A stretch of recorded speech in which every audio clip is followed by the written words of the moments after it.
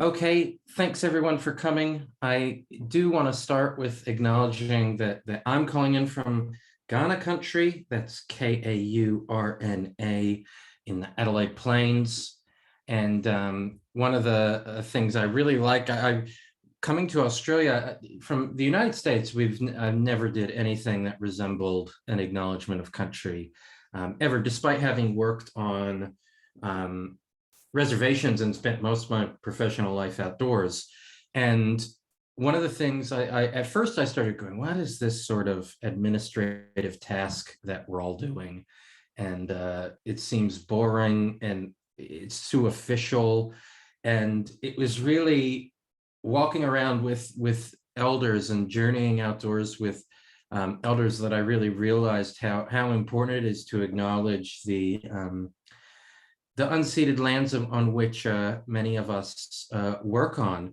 And not only when we're working indoors, but also especially so when we go outside, and the stories that the lands have that we journey on. And so I think it's really worthwhile, and I said this yesterday, to really reflect on how much time we put into really learning the stories of the lands that we take our clients onto.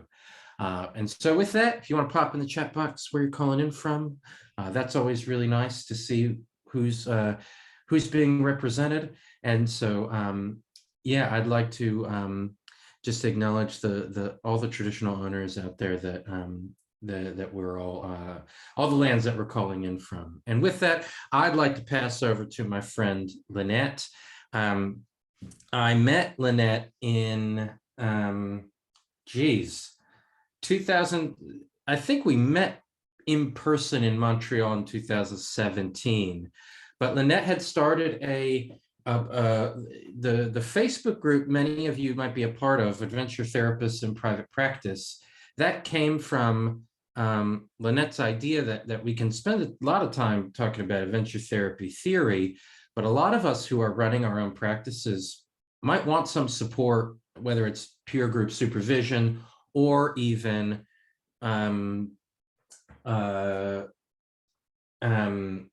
just talking about business ideas. Where do I get insurance? Where do I get these things? And so that group was really a really helpful group for me as I tried to navigate my own business as well. So we refer to Lynette, just so everyone here knows, as our fearless leader. And so that's the nickname the nickname she deserves that she didn't ask for. And so yeah, I want to pass it over to our fearless leader, Lynette, who I feel fortunate to call my friend, and someone who, when I think I'm about to do something that I haven't thought through, I call Lynette, because Lynette's thinking about things and making sure that we're not missing something or about to do something really stupid. She's our radar for that, hence fearless leader. Lynette, my friend, over to you.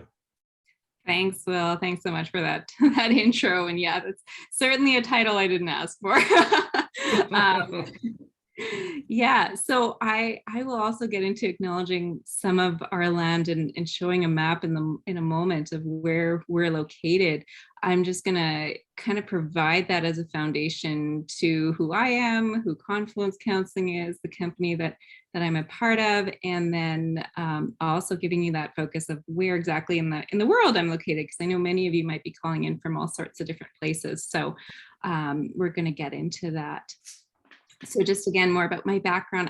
I'm a registered clinical social worker, and I got started kind of in the adventure world doing teaching of canoeing and leading canoe trips. And I realized while I was preparing for this, that was almost like 19 years ago, which is hard to believe. So after that, I kind of went through doing wilderness guiding and getting my degrees in social work and working in different First Nation communities and all of those pieces. And now I'm kind of involved in the field through research and also practicing and running a group practice here in Winnipeg. So I'm just going to see if I can kind of change my slide there. There we go. Okay, so this lovely kind of yellow highlight here is my is about as techie as I get. I was quite impressed that I was able to do that.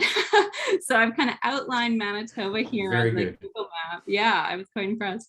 And I put a heart in the middle because that, or not in the middle, in the southern part of Manitoba, because that's where we're located here in Winnipeg. And that heart that you see is kind of a little bit symbolic, and that often Winnipeg's referred to as the heart of the continent. And that's because if you kind of look at this map, we're kind of centered in North America and then also centered across Canada. So that's where that saying comes from. And Will had joked with me that he was going to play at the start of this the song "One Great City," which is kind of a little bit of a satirical song about Winnipeg that maybe some of you are familiar with. So that used to be our slogan. Yeah. Can I tell you a funny story about that song? Because the lyric is "I hate Winnipeg" is the lyric of the song, and John K. Sampson, who wrote the song, is an incredible songwriter, and he got interviewed because I think he's got his PhD now in English studies, so something about creative writing. And there's an interview online of him saying, "This song is amazing because the interviewer says, I watched you perform this live in a bunch of different cities. And what was really funny, he said, when you sing the song and you get to the part, I hate," and he goes, "every time the people yell out their city." And the example he showed is "I hate Adelaide." And I went, oh my gosh, that's where I am. So it is a beautiful song. "One Great City" by the Weaker Thans. I'll put that in the link. It is a beautiful song. Back to you, Lynette. Yeah, so our slogan used to be "One Great City," which is where the song came from, I think, and then now we're called Heart of the Continent, so our slogan has kind of changed.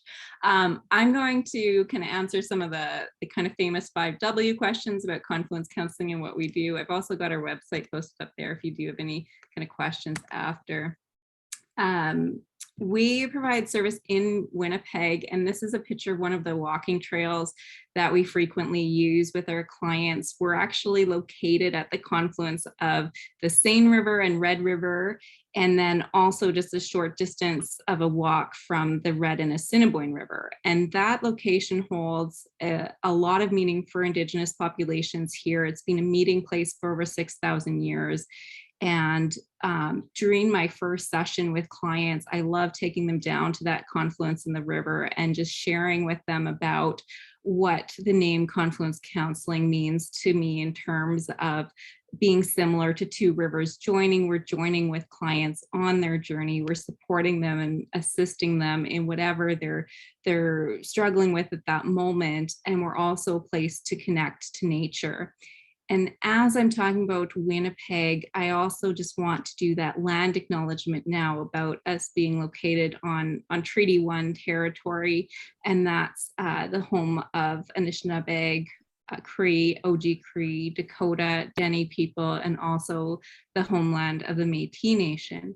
And as I mentioned earlier too, we don't just provide services in Winnipeg, but across all of the province of Manitoba as well. So specifically Treaty 5 territories and Treaty 2 territories.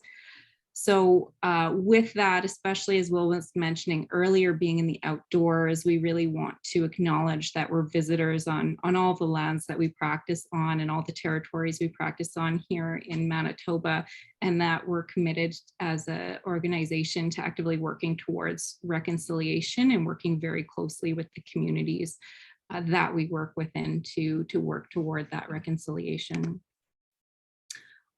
Some of our core values here at Confluence are to, like I mentioned earlier, really join with clients on their journey. So being client-centered, strength-based, not judgmental. We really hold as a fundamental value nature and movement as healing elements in the therapeutic process. All of our therapists use experiential approaches, whether that's adventure therapy, play therapy techniques, art therapy, body focusing techniques. And we really also value the affordable and accessible therapy services. So what I mean by that with affordable is all of our therapists offer sliding scale or reduced rates.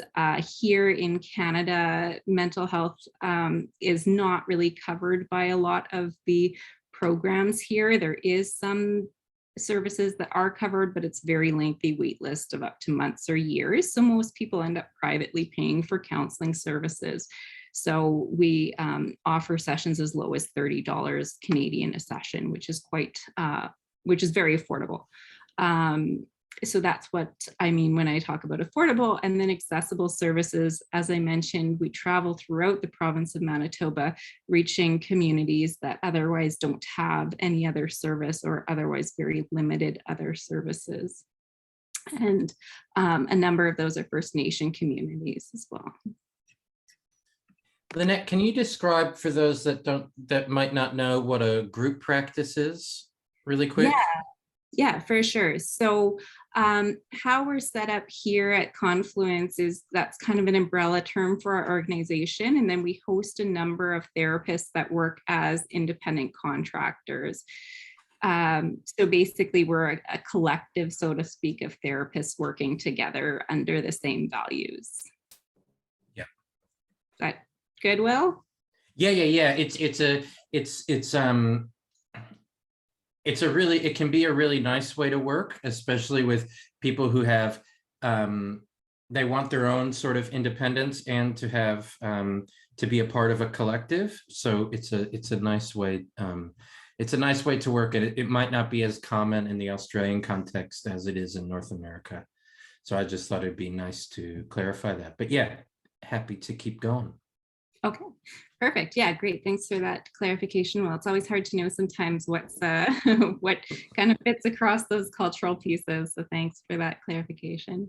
I put up a slide here about some of our community offices. So like I mentioned, traveling around the province, we have therapists that go on regular rotations into different communities. It's not uncommon for us as a whole, like collective, to sometimes log up to 20 hours of just straight travel a week, whether that's by car, plane, skidoo, boat, helicopter, or whatever that might be. So I've got a picture of a helicopter on here that we take to fly into some communities. I've also got a picture here of one of our outdoor sites that we sometimes use that is right beside a river.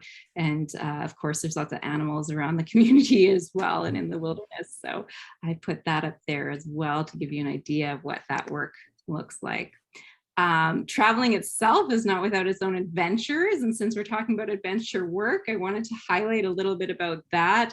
This was our scene just this past week when we were trying to access the community. And this is about deeper than the truck can go through. There was a video I tried to upload of a truck trying to go through it with one of the therapists. And yeah, it's all its own adventure. And then here, this might be a little bit unique to those in Australia as well. I've put a picture of the winter road up here. So what that is in the winter time, they make like a road on the ice and then you drive on it, and they have trees that kind of line it so that you can keep your way on the ice, especially in a storm. So that's got a little unique to your probably country there.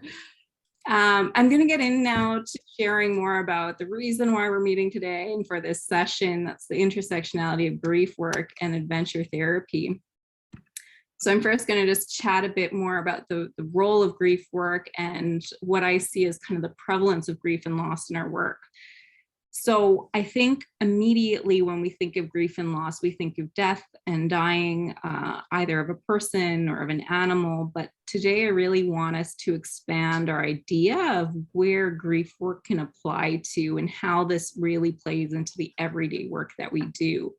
I personally find that when I'm doing this work, that grief and loss is ever present in what I'm doing, and that I can usually link back any presenting issue to some sort of significant loss, whether that's the loss of a relationship, a job, a way of life. As I mentioned earlier, with Confluence, we do specialize in partnering with Indigenous people and communities.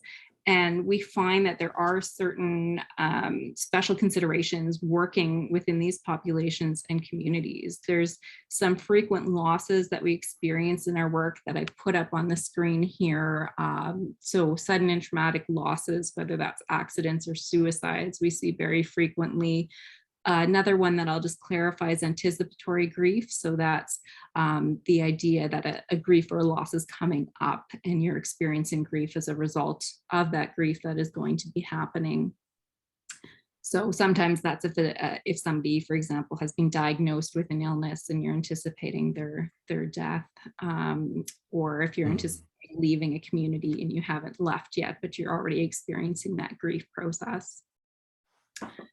One of the other things that we find when we're working in communities is that a single loss can affect the whole community. And what I mean by that is everybody knows everybody. So even if you go into the grocery store after experiencing a loss, everyone in that grocery store is experiencing the same, losing the same person or losing the same animal or whatever it's kind of been. It's often a whole community loss, even if that's somebody just leaving the community either for work or school. Oftentimes here, a lot of our communities don't go up to grade 12 for school. So if a child wants to complete their high school education, they have to leave home. So even just that loss of somebody leaving the community for school can affect everybody. Also in the communities we work in, they experience higher rates of death in part due to social determinants, factors of health, or increased rates by suicide, transgenerational grief from residential schools, day schools, 60s scoop, and involvement of children in the child welfare system. And I'm going to jump into talking about that a little bit more in the next slide. We work with a lot of children who have been moved or transferred from community, again, whether that's for school or because of a child welfare apprehension. And when children are uprooted from their community, there's this immediate loss of community, lifestyle, language, culture, friendships, family members. It's a very big loss when a child leaves the community. So one of the things that I'll mention when we talk about that being one of the most frequent losses that we work with is children being involved in the child welfare system and moving from the community is not necessarily surprising, given that there's 3 times more children in care today than at the height of residential schools. And I'll provide some context around that as well for those that aren't as familiar with the Canadian context. So there was this horrible legacy in Canada of colonization and genocide of Indigenous peoples, and many of those injustices are still continuing today. Residential schools were formed as a program that was infamously stated to remove the Indian from the child, is sort of the direct quote from the prime minister at the time. That was the first prime minister of Canada. And that legacy of residential and day schools still has a really wide impact on all of the generations that have come after. And there's a huge sense of intergenerational trauma and loss from that. When I refer to the 60s scoop, that occurred in the 60s and involved a mass removal of children from their families into the child welfare system, and a number of adoptions out of the province and the country even. So it was lots of, even on an international scale, of adopting children out. And there's still families who are in that process of being reunited together. And then also another piece that I'll mention when we're talking about this grief and loss that has been intergenerational is the number of violence and also missing and murdered Indigenous women and girls in our country here in Canada. And in 2019, the Prime Minister, Justin Trudeau, following the recommendations of a report done into this, acknowledged the violence against Indigenous women, girls, and members of the LGBT plus community as amounting to genocide. And that was a very interesting process to observe and watch, and one that Confluence was actually kind of actively involved in. We were present through a lot of the hearings into this, and then supporting clients, and then also going to the final released report where the Prime Minister was present and speaking around that genocide piece. So that's been something that we've been working closely with. Also, when we talk about this Canadian context and the continuing legacy of residential schools and child welfare involvement, there is still to this day an overrepresentation of Indigenous children and families in that child welfare system. It's very high rates. And then, like I mentioned earlier, that 3 times more children in care of child and family services. That's from Sydney Blackstock, who is a huge advocate here. And I think Will had mentioned to me earlier that she's actually done a visit there to his university. So Will, I don't know if you want to add anything more on that.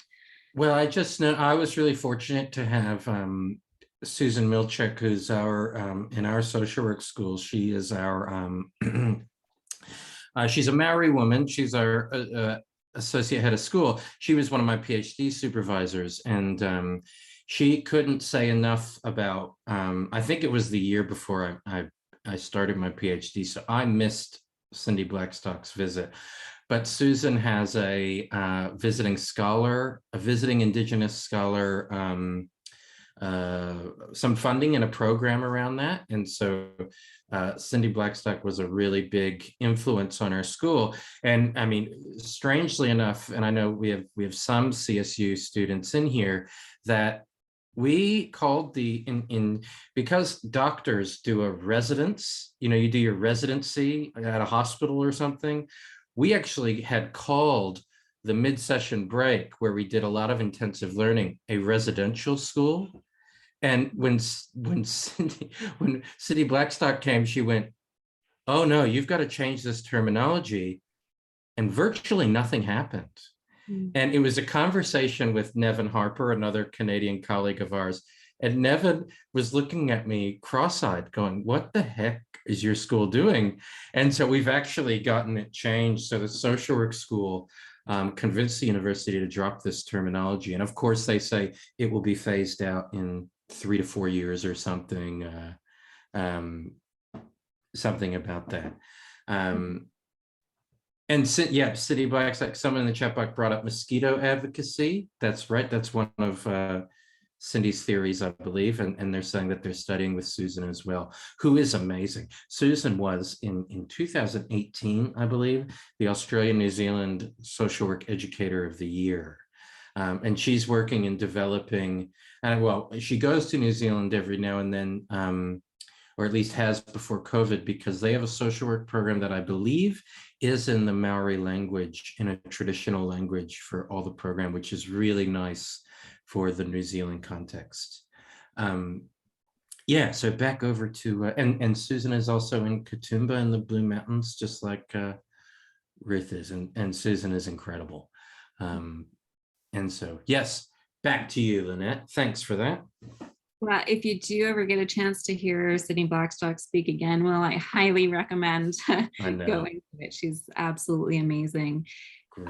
With all of these things, as I talk about this, the reason I spent time at the beginning talking more about like my context and where I've come from is because I do like to approach all of this history with a degree of humility and sort of my background as a settler in this land as well, and saying what I know, but also recognizing that everyone's experience is different, and everyone kind of has their own way of interpreting this knowledge and this information.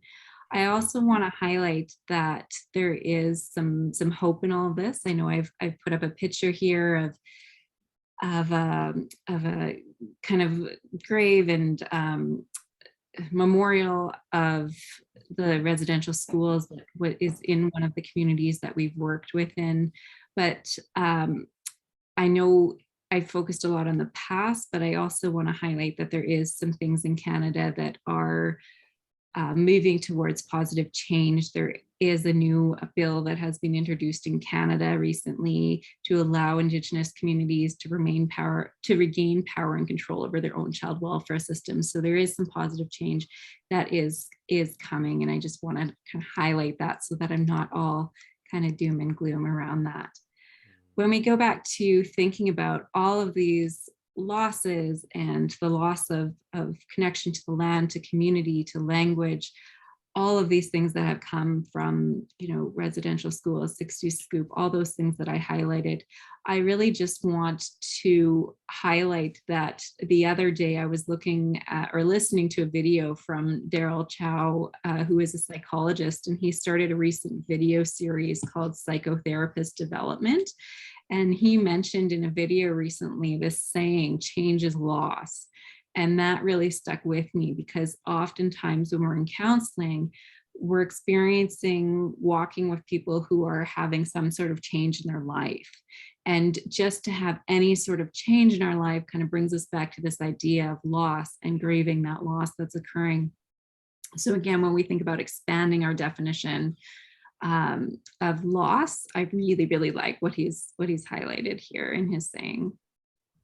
And Daryl is one of the, I guess I would use the word emerging, but he's really taking how people, he's someone that his work has really changed me and the way I think about how I can get better at what I do. And he's really, I've put his YouTube link in the chat box, because whether you're a student or someone with years and years of experience, Daryl's work is really attainable and accessible. And he really believes in drip learning. So this idea of really short ideas. And he's also one of our Australian, well, he's from Singapore, but an Australian representative, being he's in Fremantle, Western Australia. So Daryl is absolutely awesome and a total legend in our field. In 2015, his paper from his PhD was for the American Psychological Association, the most valuable paper, the MVP of the year. So that is quite an accomplishment. So definitely, if you're interested, check out Daryl Chow's work. And he has a really cheap ebook called The First Kiss, which is about how to fix the intake model and how we meet clients for the first time.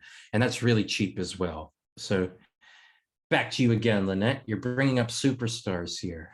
Yeah, and again, I echo all that. I've taken a few of his drip learnings now, and I just love, I love his work. So yeah. Okay, so getting more into the thick of things now to look at some grief theory. I know lots of folks are familiar with the typical 5 stages of grief. This is the denial, anger, bargaining, depression, acceptance that we typically hear about from the time we're young, that we see, at least here in North America, in many sort of popular culture references. But really what we know as counselors and as therapists is that grief is much more complex with multiple layers, and that it's really not this linear kind of process that people go through. So there's a number of other grief theories that I just want to highlight here, just to expand our knowledge beyond those 5 stages of grief, if you're not familiar with too many.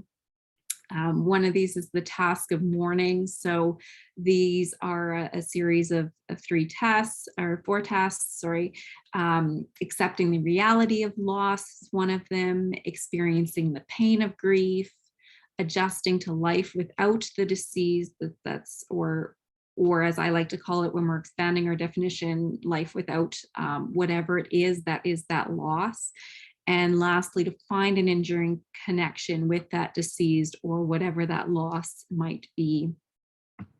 Then there's the dual processing model of coping. And this is where somebody kind of orientates between the present that they're in and the future, and kind of thinking about being really enmeshed and engaged in that loss versus trying to think of the future and living without that loss, and kind of working with how those two can relate back to each other and kind of reconcile with each other. The continuing bonds theory, this is about really staying connected to the deceased or the loss, while kind of figuring out a path to move forward on. And then there's attachment theories. So how we really attach, this is about childhood attachment, how we learned to attach at the beginning of our life will also relate to how we deal with losses later down the road. So that's a very brief summary of some current grief theories that are out there. And then I want to focus in on some common interventions that are typically used in grief work and how I see these being related back to adventure therapy. And these common interventions are rooted in those theories that I just sort of really briefly went over. And with this, one of the first ones I want to touch on is establishing ritual. And for those of you that are familiar with adventure therapy, there's lots of themes throughout the literature on establishing rituals, on rites of passage, especially I think in the wilderness therapy side of the literature. There's a lot on rites of passage or going through these sorts of stages as you progress through the program or these different levels. So that certainly resonates for me with that. And then another common intervention is using a lot of empathetic understanding. So really this idea of sitting and listening and being with the client, really connecting with their emotions, the idea of walking alongside a client or bearing witness to what they're experiencing and being part of their process.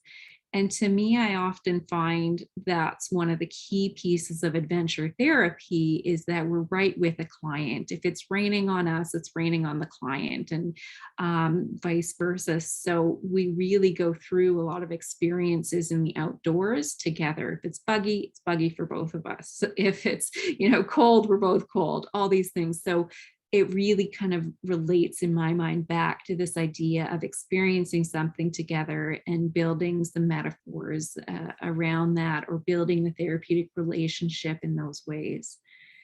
And there's a bit of evidence to this that came. This is a quote that has stuck with me in my research in interviewing young people who had been on some sort of adventure therapy program. And one young person who had rotating staff, so he spent some of the expedition with this staff and other time with this staff. And he said, when this one staff was out there, it was just horrible. Like, this person just reminded you that they were the expert, and they had this knowledge, and they had gone to university, and they knew what was best. And then he said, but the other times we got into the experience because this worker was just as down in the dirt as we were. And it's funny because you interview adventure therapists and they often use the metaphor when it rains on the client, it rains on us. It's very common terminology. And then for a client to say just as down in the dirt, it's that clients also want to feel like they're co-adventuring. It's a shared experience. Mm-hmm. It's not a fabricated a trip to Disney World where there's experts and then there's the tourists. Mm-hmm. Yeah, and grief work is messy. So I love that idea of kind of getting down in the dirt together, right? Because there's no, like I mentioned earlier, there's no linear path. There's no one way that anyone does this. It's really about connecting with that individual client and their individual story. Using art and play and humor and fun in grief work is also another really common intervention and practice. And some of that even relates back to trauma work of using, or people having kind of humor as a response to some of the trauma that they've experienced. So being able to use those pieces of experiential therapy just, again, very obviously fits in with the adventure therapy. Another piece that comes up when we talk about common interventions in grief work is creating space. And this ties a lot into that therapeutic relationship, empathetic understanding pieces as well. And I think it makes a lot of sense to use the natural environment to create a really nice space for healing and sharing and processing and being able to honor a client's space in whatever way they need to. Another piece around interventions in grief work is meaning making or meaning reconstruction, as Nehemiah calls it. So this is the idea of how do we make meaning out of the loss that's happened? How do we recreate kind of a story? This also ties into some narrative therapy as well. And when we're talking about story making, again, in the adventure therapy field, there's all sorts of things around storytelling, and making metaphors is a huge piece in adventure therapy literature. So how do we go about creating that meaning and that reconstruction? I think for me ties very closely into those metaphor pieces. So what I want to jump into now is showing you how I kind of combine some of these common practices that are based in those theories into actual activities with clients. And my idea with this as well is to kind of throw out a bunch of ideas for you to actually go out and use with clients, and kind of see how they feel for you and how they work for you too.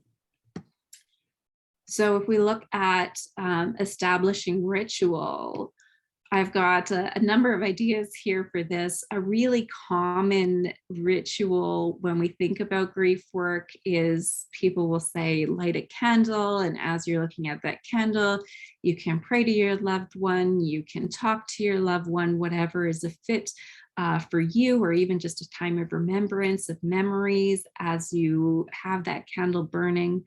So what I like to do to kind of take this a step further when we think about this is to create a natural candle in some way.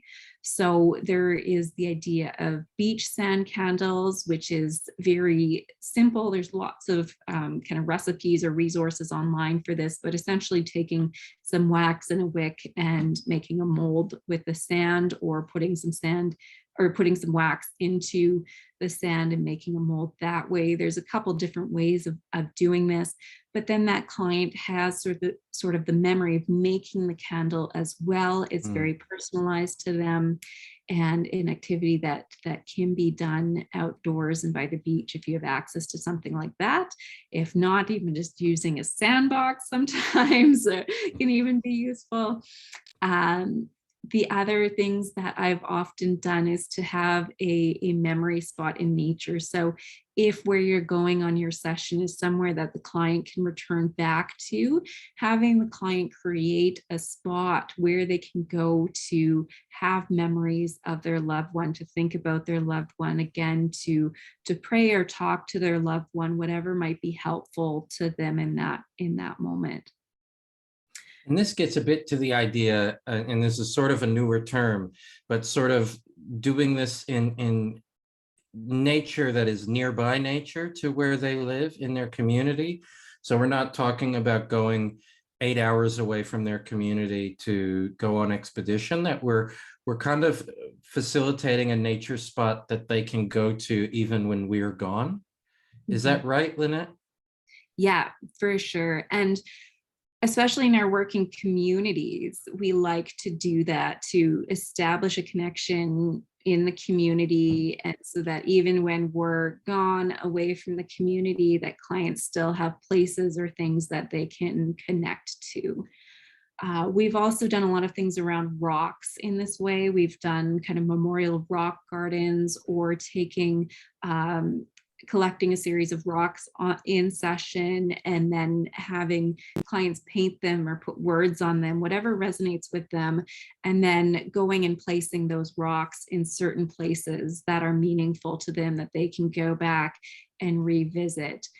And when you hear me being sort of vague about a lot of these rituals, a lot of that is also rooted in, we can sometimes provide ideas or structure for a client, but oftentimes if the ritual comes from the client, it's going to be more meaningful for them. And we can kind of coach what that ritual might be or might look like, but really we want that ritual to come from the client. And some clients may need more structure than others, or more kind of brainstorming ideas than others, but really, again, coming from the client. One we've also done quite often is visiting of grave sites. So we've done sessions where rather than just talking about a loved one or talking about their grave site, where we actually go out with the person and go to the grave site with them if it's a loss of it by death, and really have that experience with them of doing the session with sort of that grave there and present. When we talk about creating space and that therapeutic relationship, connection to nature, we've done a series of different things around this, whether that's nature mandalas or nature walks, a lot of sensory mindfulness activities. This was one that was created by a series of clients in a group, the picture that I have up, of growth coming out of death or loss, which was very meaningful to this group that we did. And then this was actually placed in the community, and the clients could revisit it as they needed to be reminded again of what was in that group and what was talked about at the group. And then thinking more about fun and creating space as well. This is an activity from Lowenstein. She's a social worker here in Canada. She has a lot of activity books. I've got her website at the end of my presentation as well. She's got even an activity book specific to working with bereaved children. So if you're looking for a whole lot of activities to do with clients, those are a great resource. She has one that is using Jenga and putting processing questions on the pieces of Jenga. So either writing them or taking a sticker and writing them out. And then as the client takes the piece of wood out, they can have a question on there that they have to answer before placing the brick on top. So these are questions around like what's changed around the holidays since you lost your loved one or since this loss. What are some memories? What's your best memory of the person or the loss, right? So those sorts of questions that she has outlined in her activity. And again, Jenga can be done outdoors. You can use giant Jenga. There's lots of easy ways to adapt a lot of grief activities into the outdoors. One of my favorite ones as well is using water. So water can be used for a number of pieces. If you have any water features close to you or during sessions. When we talked earlier about some grief theories, there's some ideas around how do you kind of let go of some pieces, like maybe with suicide loss, how do you kind of let go of some of that guilt or those why questions. And sometimes I find that we will go out into nature and collect an item, whether that's a leaf or a stick, whatever kind of resonates with that client. We'll get to know that stick or that leaf by focusing on what makes it unique. Is it hard? Is it soft? What are the colors of it? And then we'll do this practice where we do metaphor around it, and then we drop the leaf or the stick in the water and watch it float down the stream, and having that be a process of kind of letting go, not necessarily of the person or the loss, but around letting go of maybe a feeling of guilt or a feeling of what if, and that can be part of that processing and part of that healing from that.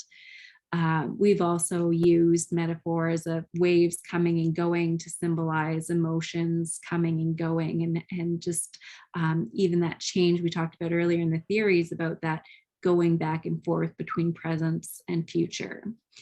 And those can often lead to a lot of conversations and meaning making as part of that. We've also talked with clients about, if you throw a rock in the water, and we get them to throw a rock in the water, and seeing the ripple effect of that, and talking about what ripple effect has that loss or that death had. So I wanted to also provide a more specific example, because I've kind of just been throwing out a lot of different ideas. So a more specific example that we have, and this is one of our clinicians that works here at Confluence suggested this for this presentation. And I said, oh, that's great. I'm totally going to use that. So she uses a lot of nature mindfulness jars. And She works again with a lot of children, like I mentioned earlier, who are leaving their communities and coming to Winnipeg, which is a really big change and a really big shift for them. And they're often really grieving the loss of their community, the loss of the potential life that they would have had if they had remained in their community. There's the loss of their relationship, language, culture, so many things. So what is done during this activity is going out and doing a mindfulness walk. And what that means is paying attention to your surroundings, looking at what is around you, looking at colors, looking at shapes, whatever you want to lead them through as the clinician, and then having them really recognizing what's around them and collecting items as you go through that mindfulness walk that connects them back to the nature that they had in the place that they're coming from, or things that reminded them of where they're coming from. And as you're doing that, discussing the peoples, the places, the things, the potential life or relationship that they have left behind. And then the next part of the activity is to invite clients to add tokens of pain or emotions. So these tokens can be anything from water beads, if you have some of those where you are, or even like a sticker or an item of some kind, marbles or beads, anything like that that can be used as a token, and getting that client to identify for each token that they select a pain or an emotion that they've experienced. And then putting all of that into a jar and mixing it up. And what's going to happen is, as it's kind of swirling together, you'll find that the nature elements in there, whether they're pieces of leaves or pieces of grass, whatever those are going to overtake those smaller tokens that the client has put in there. So overtake those water beads, overtake those wooden beads, whatever it is that you've used as those tokens. And the idea behind that is to really have those beauty and those positive memories, the nature elements overtaking some of that pain and that loss and those emotions. And what happens too is then what happens is it kind of settles. So it can also be a mindfulness activity as they're watching the swirling and the settling. So similar to kind of a glitter jar activity, but using those nature elements. And then reflecting and making some metaphors and meaning making around how the positive and the negative, how the emotions and the loss, and also those beauty elements and those positive memories, how all of that comes together in a place where peace can happen. And that's what we talk about when the jar slows down or when it stops swirling, is that peace coming and being there. So that's a more specific example of how we would use those nature elements. I really like how you can go to an adventure therapy event, a conference, a training, and get a lot of these ideas of play this game and do that or do this activity. And I just really like how well thought out this is, and actually tailoring it to the context of the work that we're doing. And that can be a really important skill that we can sometimes miss out on, for sure. Mm-hmm. Yeah. So also kind of going along with that in the work that we do with communities is we really focus on the importance of nature and connection to the land. So as part of that work, we work closely with culture camps, we work closely with Indigenous ceremonies. In this picture here, we've just gotten back from doing a bunch of fishing, and we're filleting a bunch of fish in the river. So just that idea of that there's strength and healing in being connected back to the land. And that's sort of the last kind of note I'll leave on that. I wanted to open things up now to a discussion, and I've had two questions up here, and I know we've got about 9 minutes or so left. So I'll kind of pose both of these, and then maybe we can just let people go with raising their hands or putting things in the chat box. So my first question here is what are some intersectionalities that you see between group work, grief work and adventure therapy? So I've kind of said what I kind of see as being intersectionalities, but I'm really wondering if any of the attendees today see any other intersectionalities or have seen something different or the same. I'm just really curious to know around that. And I think that could be helpful for all of us to kind of think about. Mm. And then the other question I have on here is, how does adventure therapy differ from the activities that are already laid out in grief counseling activity books? So like when I talked about, let's say, the Jenga activity, that's not done by like an adventure therapist. How is that really different from what we're doing as adventure therapists? And I kind of have some ideas around that, but I'm really curious to hear from others who are maybe doing this work or have experience in grief work, like what they're feeling makes their adventure part of this really unique versus a lot of the counseling techniques we see in books that aren't from adventure therapists. Thanks so much, Lynette. I didn't really know what we were going to get, but I was really excited by this. We do have a reflection in the chat that, as a student finishing in their social work degree in maybe a month, it's inspiring and something for me to draw on in practice, new ways to take this practice outdoors, not just in what we might call formal settings. So thank you for that. If anyone has anything else to add, feel free to put it in the chat, or you can unmute yourself and I'll see you and I can call on you. It would be great to hear from you all. And there's no imposter syndrome here, so there's nothing stupid that anyone can say, or you can say where Lynette is wrong or where Will is wrong. That's okay as well. I think, yes. I think it's interesting because I have not worked in the space of grief and loss very much. And I find it really interesting to think of, like, as you were talking, I kept going back to narrative, and then you mentioned it, that this idea of reconstructing a story about the loss and about our time with a person or our time in community, things like that, I thought was really good. Does anyone have something they want to add? It's okay if you don't want to. If English isn't your first language, that's okay as well. I can speak if you want, Will. So I put that. Yes, thank you. The reflection in the chat, and I clearly, as a student, haven't worked in this space yet. I'm looking to go into the youth space, so that's why I put that in the chat. That today's talk has been really eye-opening, and as a client going through formal settings of grief and loss, I think this would have personally for myself, being introduced to these types of practice settings probably would have been very beneficial than the formal settings that I've had, which, I didn't get any positives out of. And so working with youth, I think this, as you said before, grief is in the eye of the beholder. So it's something interesting to take into practice. Really, it's really thoughtful. Thanks for that. And I also want to build on that when we medicalize therapy and mental health, things like grief, which are related typically to episodes or contexts or experiences, become really tricky if everything is a disorder. So sometimes we can get trapped in finding a diagnosis or a disorder in something that's a natural human experience as well.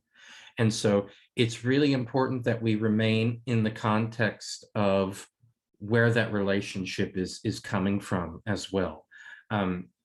Because even things like in the DSM, there's a history of fights about when is it okay to give somebody antidepressants after a loss. And so imagine, I don't know, this is just my way of thinking. I imagine a bunch of old white dudes in suits and ties being like, I think 6 months is the right answer.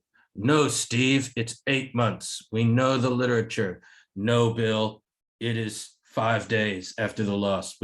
So I imagine these people arguing about things that have nothing to do with evidence, just making it up willy-nilly. And I think that it is really important that we don't that we do our best to avoid pathologizing lived experience.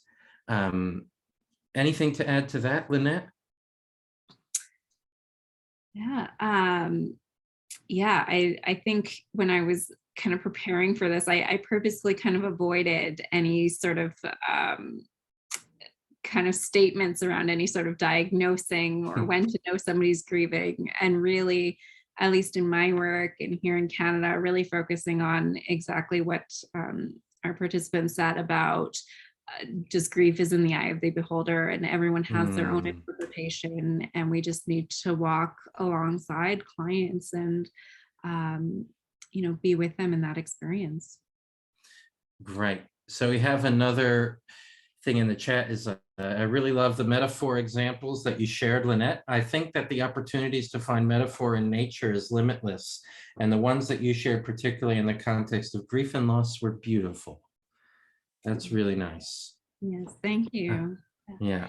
I agree, they're limitless. Like when I was putting this together, I was just like, okay, like I can, just off the top of my head, 2 seconds, I can think of, a whole bunch of different ones. And I always like to say this too, like when you're out with a client, like just the metaphors will also just come to you as the facilitator or the therapist as well. You're going to see something that you could have never planned for, known that was going to be out there, whether that's an animal or something in the sky or whatever it's going to be. And there's just nature kind of creates these metaphors that we can really use. And thanks for that, Lynette. And then Rick has a comment he wants to say, but is Katoomba, is the Blue Mountains just overrepresented today? Because Rick is also a Blue Mountains call-in. And we've talked about Susan, we've got Ruth. The Blue Mountains is representing. And what's really funny, my PhD supervisor, John, is also in Katoomba and has this vegan cafe. And he's like, yeah, there's more adventure therapy people here, Will. And I said, yeah, that's probably where they all hang out, John. You started the adventure therapy hangout. Rick, over to you, my friends. Unmutes. There we go. Yeah, there must be something in the water up here. Thanks a lot, guys. This is great. What has come up for me, I think about in terms of adventure therapy, it's like nature as a container. And I feel that, I've had limited experience working with grief, but it has come up. And so revisit play. Rick, you're cutting out a little bit. Can read it to sort of have these check. Can you hear Rick, Lynette? Are we losing him? Yeah, he's cutting. Maybe I should put this in a. Yeah, Rick, put it in the chat if you can. Yeah, I think I just got the very beginning. Yeah. Okay. Lynette, we will wait for Rick to hit the checkbox, and then I think that's a good place to start wrapping up. I really enjoyed it, and thanks for those who popped in to say